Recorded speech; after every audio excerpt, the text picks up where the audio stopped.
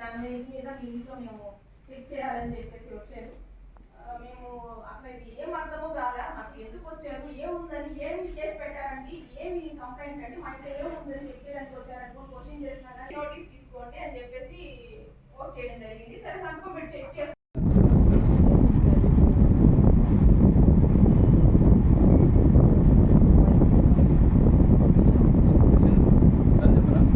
ఇంకెక్కడన్నా ఉందా అని అనేసి ఫోర్స్ చేస్తూ ఉన్నారు. సో కానీ నేనే చెప్పాను, మీరు 10 సార్లు అయినా చెక్ చేసుకోండి, ఉన్నది ఇదే, మీరు ఎందుకు ఇబ్బంది పెడుతున్నారని అంటే మాకు కేసు వచ్చింది అని చెప్పేసి 3 సార్లు చెక్ చేశారండి. ఇల్లుని 1కి 2 సార్లు కాదు 3 సార్లు చెక్ చేశారు.